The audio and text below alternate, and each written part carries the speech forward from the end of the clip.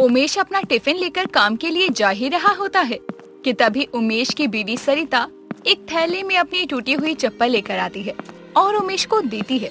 ये क्या है? वो मेरी चप्पल टूट गई थी। बाजार जाती तो बनवा लेती, लेकिन बाजार जाना ही नहीं होता है। एक काम करिएगा, आप आते समय बनवा के लिए दीजिएगा। ठीक है, साइकिल के हैंडल पर टांग दो। अभी कुछ देर में जाऊंगा ना तो लेते जाऊंगा। कुछ देर में क्यों? आप साइकिल से जाते हो तभी तो जल्दी आते हो ना। देर से निकलोगे तो शाम को भी देर से आओगे। इससे अच्छा तो जल्दी जाओ और जल्दी आओ। अरे वो कल मालिक ने कहा था कि थोड़ी देर ही आना, क्योंकि आज ना कम फैक्ट्री में काम है। अच्छा, तो अभी आप टिफिन लेकर जा रहे थे? हाँ, मैंने तो सोचा था कि पहले मैं जल्दी से चला जाता हूँ, फिर याद आया कि कल मालिक ने कहा था कि देर से आना है। उमेश बात कर ही रहा होता है कि तभी उसके मालिक का कॉल आता है और वो जल्दी आने को कहता है। लो, अभी सोचा था कि आराम से जाऊंगा और मालिक ने बोल दिया है कि जल्दी आना है। अच्छा चलो मैं चलता हूँ, शाम को यहाँ से ना चप्पल भी बनवा दूंगा। उमेश जल्दी से फैक्ट्री के लिए चला जाता है। उमेश जिस रास्ते से जाता है उस रास्ते में बहुत ज्यादा जाम होता है और आगे जहाँ से ट्रेन जाती है वहाँ फाटक भी लगा होता है। धत, वैसे ही साइकिल के पहिए इतनी देर से घुमाने के बाद भी अभी तक फैक्ट्री नहीं पहुँचे, और अगर हम इसी जाम में फंसे रहे ना तब तो हो गया कल्याण हमार। आधे दिन की पगार तो कट ही जाएगी। इससे अच्छा ये है कि साइकिल को उठा के जहाँ से जगह मिले वहीं से निकल जाते हैं। उमेश इतना बोलकर साइकिल उठाकर आगे की तरफ बढ़ने लगता है कि तभी मर्सिडीज में उसका मालिक बैठा होता है और जाम खुलने का इंतजार कर रहा होता है। उमेश की नजर अपने मालिक पर जाती है और वो अपने मालिक की कार के पास आता है और दरवाजा खटखटाने लगता है। अरे मालिक, ये क्या, आप यहाँ जाम में फंसे हो? अरे उमेश, इतना जाम क्यों रखा है यहाँ? यहाँ से जाने का कोई दूसरा रास्ता नहीं है क्या? मालिक, वो फाटक लगा हुआ है इसलिए इतना जाम हो गया है, और दूसरा रास्ता बहुत लंबा पड़ेगा। यहाँ से पूरा घूमकर जाना पड़ेगा आपको। तुम वहीं दूसरा रास्ता बताओ। यहाँ तो जाम में फंसे फंसे मेरा दिमाग खराब हो गया है। तुम ये बताओ कि कहाँ से जाता है दूसरा रास्ता?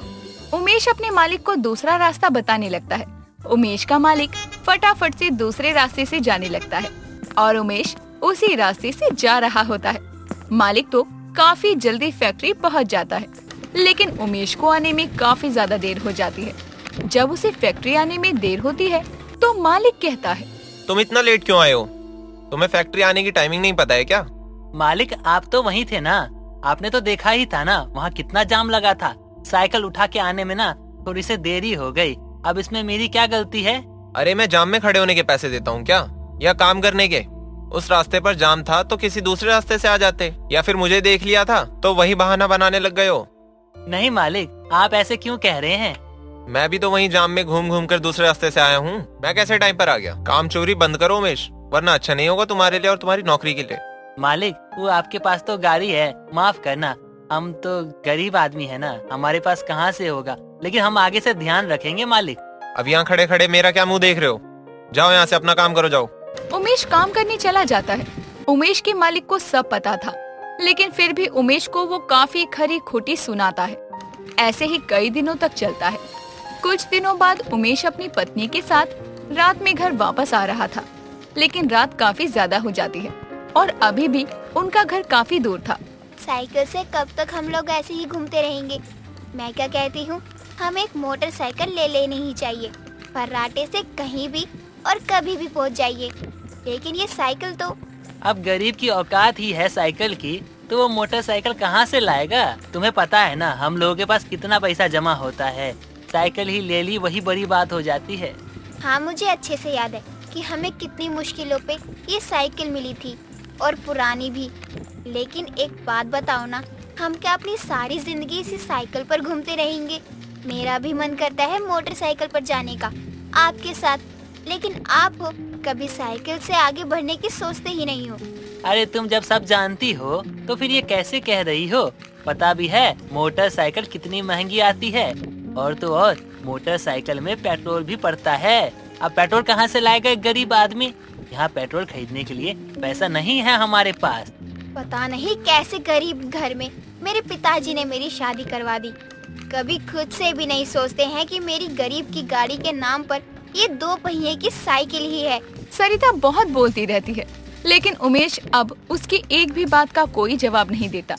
सरिता और उमेश कहीं ना कहीं जानते ही थे कि गरीब के पास गाड़ी के नाम पर बस मोटरसाइकिल ही हो सकता है, लेकिन फिर भी थोड़ी बहुत बहस करने के बाद दोनों ये सब भूलकर साइकिल पर भी खुश रहने लगते हैं। कुछ दिनों बाद उमेश का मालिक रात में सो रहा होता है। तभी उसके बंगले से आवाजें आने लगती है। उसके मालिक की पत्नी उर्मिला आती है। आपने ये कैसे गार्ड्स रखे हैं जो काम कम करते हैं और सोते ज्यादा हैं?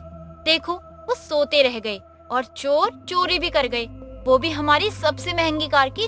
क्या चोरी हो गई? लेकिन मुझे किसी ने कुछ बताया क्यों नहीं? तुम खराटे मार के सो रहे थे, कोई क्या ही बताएगा तुम्हें। अरे अभी मुझे वॉचमैन का कॉल आया था, उसने बताया कि पार्किंग से हमारी कार चोरी हो गई। अब ऐसे सोते रहोगे या कुछ करोगे भी? रुको, मैं अभी पुलिस को कॉल करता हूँ। पहले कंप्लेंट कर देते हैं, क्या पता आसपास ही मिल जाए। मेरी फेवरेट कार थी और वही चोरी हुई है। मुझे कुछ नहीं पता, तुम्हें जो भी करना है जल्दी करो, लेकिन मुझे वही कार अभी के अभी चाहिए, वरना देख लेना अच्छा नहीं होगा। अरे तुम ऐसे बोल रही हो जैसे मैंने अपनी जेब में कार रख रखी है।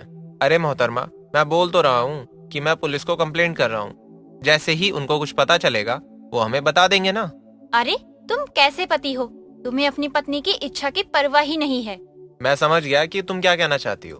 एक काम करो, तुम आराम करो, मैं पुलिस को कंप्लेंट कर देता हूँ। फिर तुम्हारे लिए बिल्कुल वैसी ही कार ले आऊंगा, बिल्कुल वही मॉडल और वही डिजाइन। ठीक है, मैं सोने जा रही हूँ, कल सुबह तक आ जानी चाहिए मेरी कार। इतनी बड़ी चोरी होने के बाद भी अमीर लोगों की रात की नींद तक नहीं उड़ती और वो लोग पुलिस कंप्लेंट करके नई गाड़ी ऑर्डर करके सोने चले जाते हैं। ऐसे ही दिन निकल रहे होते हैं। कुछ दिनों बाद उमेश की साइकिल अपने घर के बाहर ही खड़ी होती है। तभी मोहल्ले के कुछ बच्चे उमेश की साइकिल चलाने लगते हैं और साइकिल गिर जाती है। साइकिल गिरने की वजह से साइकिल का हैंडल टूट जाता है। जब ये बात उमेश को पता चलती है तो वो सरिता के साथ फटाफट से अपनी साइकिल के पास आता है। लो जी, हो गया बेरागर।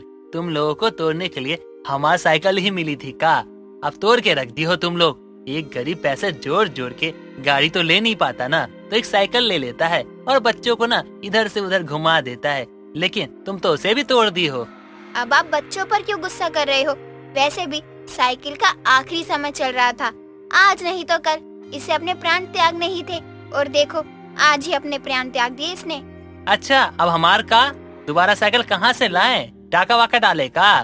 अपने बाबा से बोलो ना कि एगो साइकिल दे दे। नहीं, वो कैसे बोलोगी, वो तो बोला नहीं जाएगा तुमसे, और यहाँ ज्ञान देने आ रही हो। एक गरीब अपनी साइकिल के टूट जाने से इतना परेशान हो गया था, वहीं दूसरी तरफ अमीर के जीवन पर कोई फर्क नहीं पड़ता। और यही है जीवन का पहिया, जो कि अमीर को 4 पहियों पर चलाता है और गरीब को 2 पहियों पर भी आसानी से नसीब नहीं होता।